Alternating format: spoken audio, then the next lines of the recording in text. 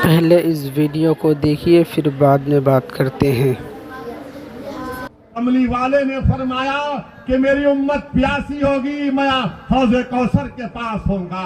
मेरी उम्मत के अमाल तोले जाएंगे, कमी होगी पूरा करूंगा। पूरे सिरात पर जिब्रील अमीन अपने पर बिछाए बैठे होंगे और मैं अल्लाह से दुआ करूंगा, जैसा कि यहाँ के काशी के रसूल ने कहा कि रजा पुल से बच करते गुजरिए कि है रब्बे सल्लम सदाए मोहम्मद। मैं किसी को नहीं मानता सिवाय अल्लाह के। मेरे अजीज दोस्तों और बुजुर्गों, मुलायम सिंह बोल दिए, कोई कुछ नहीं बोलेगा। आपके घर में शादी है, मोदी जी आते हैं तो ऐसा खुश होते हैं कि जैसा वाकई में वो दूल्हा आ गया। तस्वीर है और इनको फिक्र है ओवैसी की ओवैसी की।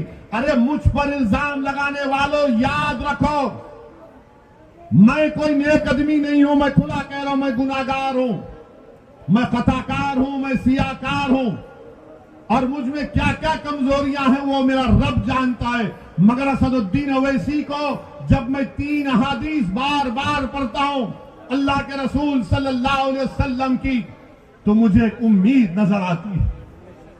पहली हदीस कि जब रसूल अल्लाह सल्लल्लाहु अलैहि वसल्लम ने फरमाया कि एक महिला थी, गुनाहगार थी, मगर जब उसने रास्ते में एक कुत्ते को देखा जो प्यासा था, वो गुनाहों में लुत्फुत थी, मगर उसने उस कुत्ते को अपने कपड़े पल्लो डालकर अपनी जूती से पानी निकालकर उस कुत्ते की प्यास बुझाई, तो आका सल्लल्लाहु अलैहि वसल्लम ने फरमाया कि वो जन्नत में जाएगी।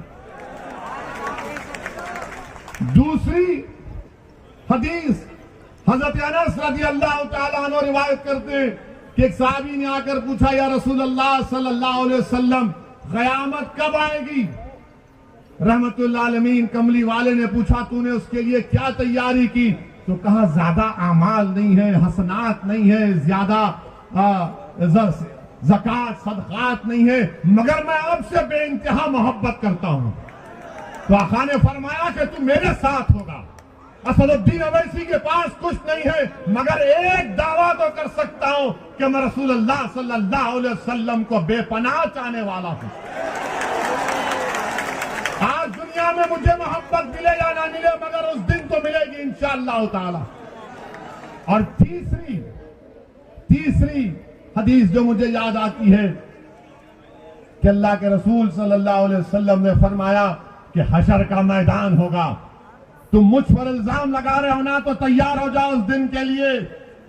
मेरा ईमान है, मेरा फेथ है, आप ना मानते ना मानो। हशर का मैदान होगा, कमली वाले ने फरमाया कि मेरी उम्मत प्यासी होगी, मैं हौज़े कौसर के पास होऊंगा। मेरी उम्मत के अमाल तोले जाएंगे, कमी होगी पूरा करूंगा। पूरे सिरात पर जिब्रील अमीन अपने पर बिछाए बैठे होंगे और मैं अल्लाह से दुआ करूंगा, जैसा कि यहाँ के काशी के रसूल ने कहा कि रजा पुल से बच करते गुजरिए कि है रब्बे सल्लम सदाए मोहम्मद। और हम तमाम को खुशखबरी दी गई कि तुम्हारे आमाल मुंह पर फेंक दिए जाएंगे, तुम मेरी शिफात से जन्नत में जाओगे। मुझे उस शिफात पर यकीन है। तुम क्या इल्जाम लगाते लगाओ, तुम मेरा जो हाल करते कर दो। अरे जब मैं इस दुनिया में आया हूं तो अल्लाह के हुक्म से आया हूं और जाऊंगा भी तो अल्लाह के हुक्म से। किसी जालिम की हरकत से अगर मेरी बका नहीं है तो यकीनन बका नहीं है, मगर उस जालिम की हरकत की वजह से नहीं, बल्कि रब्बे करीम ने हम तमाम का एक वक्त मुतयन कर दिया, एक तमाम वक्त मुतयन कर दिया है। और हम पर इल्जाम लगाते हैं, डरो अल्लाह से। सिर्फ इतना ही कहना चाहूंगा तुमसे, तुम्हारे कोई इल्जामात की मुझे फिक्र नहीं है, मगर जिस तरह से ये बकवास कर रहे हैं, इससे अंदाजा हो रहा कि इनके पेट में दर्द नहीं, बल्कि इनको अब लग रहा है कि बाबा कुर्सी तो हमसे छीन ली जाएगी। इनको नजर लग रहा है कि अब बहुत दूर इनको गुमनामी के वादियों में इंशाअल्लाह ये चले जाएंगे। और यहां पर क्या किया योगी आदित्यनाथ की सरकार ने?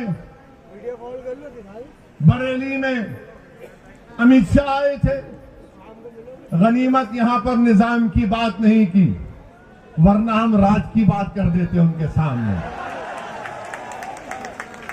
क्या यहां पर आप लोगों का मुतालबा नहीं है कि एक बरेली का जो डिग्री कॉलेज है, पूरी बरेली की जनता इस बात का डिमांड और मुतालबा कर रही है कि यहां पर सुभाषगंज में एक बच्चों के लिए अलहदा डिग्री कॉलेज बनाया जाए, बच्चों के लिए एक अलहदा डिग्री कॉलेज बनाया जाए।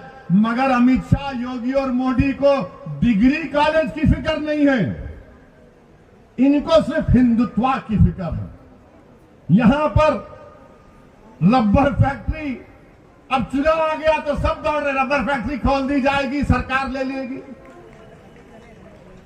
यहां पर एम्स को खोलने की बात, मुतालबा कब से किया जा रहा है, इसका कोई जिक्र नहीं होता।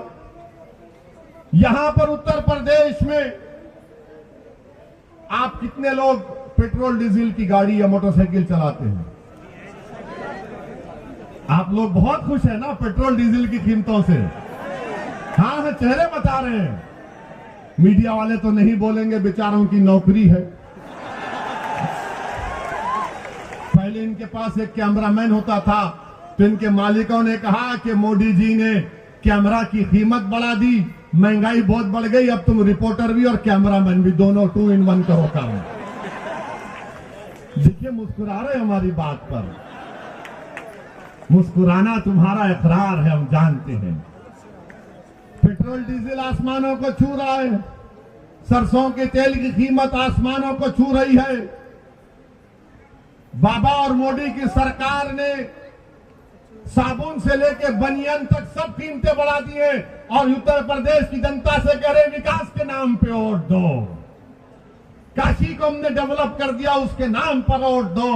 आज उत्तर प्रदेश में मैं बीजेपी से पूछना चाह रहा हूं, योगी आदित्यनाथ, आप झूठ बोलते हैं, आप झूठ बोलते हैं, मोदी झूठ बोलते हैं, अमित शाह झूठ बोलते हैं, और ऐसी सफाई से झूठ बोलते हैं कि सामने वाला झूठ की तहकीक करेगा, सच की तहकीक करेगा और झूठ को सच मान लेगा। क्या 5 साल पहले योगी और मोदी ने नहीं कहा था कि उत्तर प्रदेश में 70 लाख नौकरियां दी जाएंगी? कहा था ना? अच्छा, आपके यहां नौजवान बहुत है माशाल्लाह से, कितनों को नौकरी की जरूरत है? मीडिया वालों की नौकरी अभी है, कितनों को नौकरी चाहिए? अब आप बताओ सच। ये कहते हैं कि हमने 6 लाख को दिया, अरे कितना फेंकते हो यार।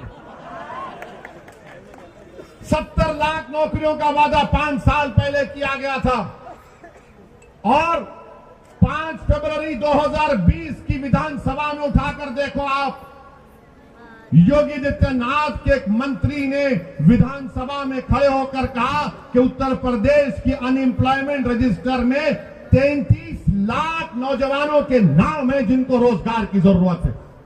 झूठ पे झूठ, सिर्फ झूठ पे झूठ। बीजेपी सिर्फ हिंदुत्व के नाम पर इलेक्शन लड़ना चाहती है। बीजेपी मुसलमानों से नफरत और खौफ दिखाकर सत्ता को हासिल करना चाहती है। इनके पास डेवलपमेंट के नाम पर कुछ नहीं है, कुछ नहीं है डेवलपमेंट के नाम पर, मगर बोले जा रहे हैं।